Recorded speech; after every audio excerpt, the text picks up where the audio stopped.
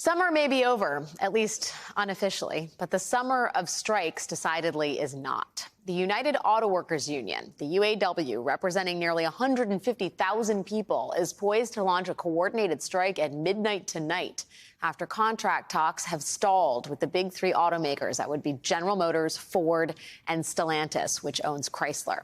According to ABC News, it would be the first time in the union's 80-plus year history that it struck all three companies at the same time.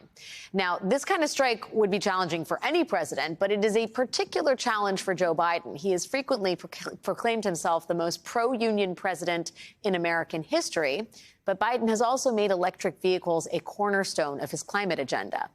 And automakers want to use non-union factories to make batteries for those cars. And that is a major sticking point in these contract negotiations. And it is also a major issue for President Biden. Joining us now to discuss is Faz Shakir, former campaign manager and senior advisor to Bernie Sanders, as well as the founder of A More Perfect Union. Faz, it's great to see you. There's literally nobody else I'd rather talk to about this. And I wonder if you think that this is a tension the president needs to resolve publicly and privately between, the clean energy agenda and organized unionized labor. Well, let's take each of those in turn, Sure. Alex, and it's good to see you.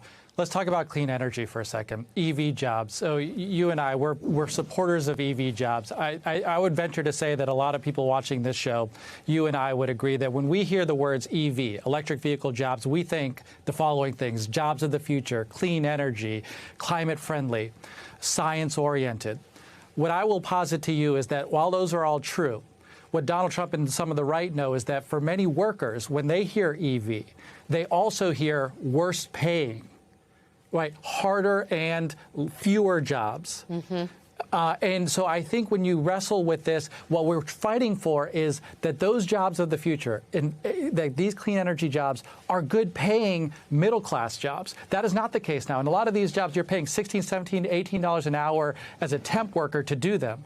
So if these are going to be the jobs of the future, the fight is make sure they're damn good jobs. Make sure they're like the jobs of old. Right? If you worked in the big three auto plants and you were getting $32, $33, $34 an hour, why can't an EV job be similar? And that, I think, Shawn Fain is locked in on. He's trying to set the standard. He's saying, let's save an industry and save workers who are going to be the future of this industry. Well, and it is pretty clear that, we know sort of anecdotally about the issue that liberals, Democrats, blue staters have when it comes to courting union votes or, white collar and to some degree blue collar votes. Union labor is no exception to that, right? If you look at the numbers, I think 2020 exit polls, 56% of voters in union households nationwide backed Biden, but 40% of them backed Donald Trump. And the UAW estimates that 1/3 of its members voted for Trump in both 2020 and 2016. This is a big concern, and I think it's more than just this particular negotiation. It's about the sort of the narrative that Democrats present to organize labor, and how much of that hinges on what happens right now. We're going to own, you and I would agree that this is a hard challenge for the president, right? It's not easy, but I think you make your name in hard moments. And this is a hard moment. When workers go on strike, it's one of those clarifying moments. Whose side are you on? As the old Woody Guthrie song goes, right? And so you're saying you're going to take arrows there. The corporate propaganda will tell you that, oh, the economy is going to be terrible. Everything's going to go to hell. And it's all because of these workers. And what their assumption there is that we can't go any higher than this number. They've gotten $21 billion in profits just in the last 6 months alone. They can't move beyond a 15% pay raise. Really? Come on. We know you can. It's just a matter of policy choices. You can give $9 billion back to stock buybacks or shareholder dividends, right? That's no problem for you. Tell me you can't go above a 15% increase for workers? I think you can. I think you can outpace COLA. I think you can outpace inflation. You can do it. It's just a matter of choice. So for the president, it's leaning into making the worker side of the argument. It's saying these are what they're after. You just want a decent middle-class lifestyle, which you can afford. You are not broke. You are not poor. Let's help get this economy right for a lot of workers who are all feeling this pain. And if you look at polling, people are on this side of the argument. They know that corporate America has largely screwed them and tightened wages and forced a race to the bottom, particularly for auto workers who during 2008 and 2009 were told to make the sacrifices. Yeah. So here we are a decade later. You can't tell me that you got enough profits to make sure that they're holding solid middle-class jobs.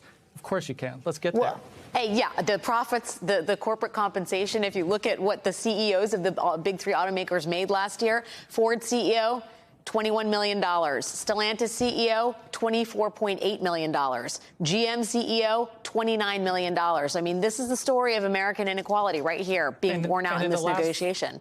In the last 4 years, that increase has gone up 40% for those CEOs, the same number that Shawn Fain is asking for workers, right? Like, not unfair. Let's have an honest conversation. Don't be wrapped into a fear-mongering debate about, oh, the sky is going to fall because workers are asking for something unreasonable. They are not. But it is these moments where no pain, no gain, right? If you go on strike, yes, we're going to own that there might be some short-term pain. But we're owning that there's going to be long-term gain out of it. Just know, what are you shooting for? You're shooting for an industry standard where workers can benefit in an economy in which billionaire companies are making incredible profits. Yep.